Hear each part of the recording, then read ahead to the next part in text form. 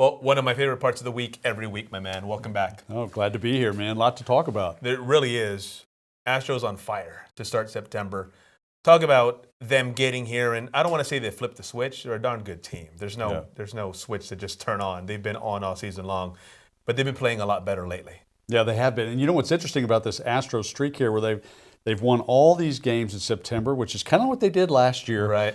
But you know, sometimes I look at them, Hector, and I say, how are they doing this? You know, you turn around and they're winning by a run. They're scrapping. They're making the big play at the end of a ball game. But it's not like they're dominating anything in a lot of these ball games. And sometimes they're kind of letting the other team back in. They're playing to the level of the competition. And I sit and I moan and I say all this kind of stuff about it. And to your point, they're a winning baseball team. And when it's winning time, they're winning games. And right now, the Astros have put themselves in fairly good position heading down the stretch. You mentioned how they did this last year in September.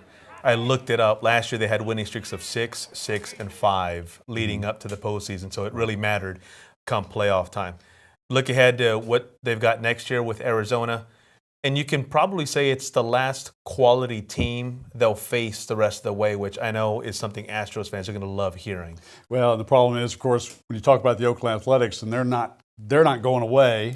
They also have kind of the same kind of setup as the Astros do. But the Astros they've got the Mariners, they've got the Angels. They finish, thank the baseball gods above, they finished with a 4-game series against the Baltimore Orioles, who are the worst team in baseball, as they showed against the Oakland Athletics over the last few days.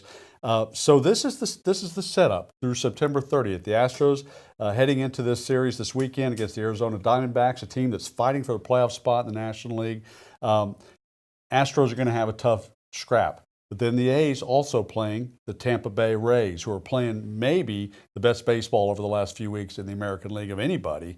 So it's going to be very, very interesting down the stretch to see what happens. But again, back to our original point, the Astros doing what they've got to do, and that's the mark of a quality championship team. And when you get to this point of the year, you do a lot of standings watching. Obviously, you got an eye on what the A's are doing, obviously, right? And how you mentioned they're not going away.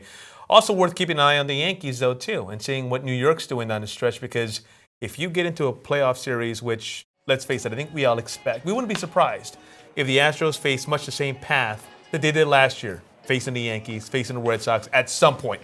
I understand a lot of things have to play out for that to happen, but we won't be shocked if that happens. So keeping an eye on New York and seeing what they're doing the rest of the way as well. Yeah, and you've got to kind of expand it, because I think all year long we've been talking about the Yankees, and we've been talking, of course, about the Red Sox, who the Astros took care of business at Boston, something we talked about last week.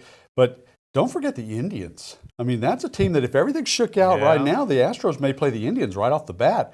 That's a pretty good pitching staff. I'd love to see the old Trevor Bauer versus the Astros, who he kind of passive-aggressively was swiping on earlier this year. I'd like to see that matchup, but there's a lot of teams that kind of have been sneaking along here that, we're not talking a lot about and are going to be a pretty good team. And, of course, the Indians, Terry Francona, may be the best manager in baseball, in my view. That's part of it. But the one thing you don't want to do is the Astros have to take care of business down the stretch. You don't want the one-game wild card playoff. I mean, that's just a recipe for disaster. You have a bad day. One of your pitchers, if Verlander has one of his shaky September, October outings, then all of a sudden you're in one of those situations where you could lose a game and be gone and bounced. And the Astros have got to avoid that. Yeah, absolutely. And to your point, shame on me for not mentioning the Indians. I forget that just 2 years ago, they're right there. They're an inning away, a lead away from winning the whole darn thing. They have been quiet, and they've wanted it. They talk about it. They said, nobody's talking about us. Right. And they may have, other than the Astros, the best pitching staff in baseball. Appreciate it, man. All right, See you next week. All right, lots to talk about. Thank you.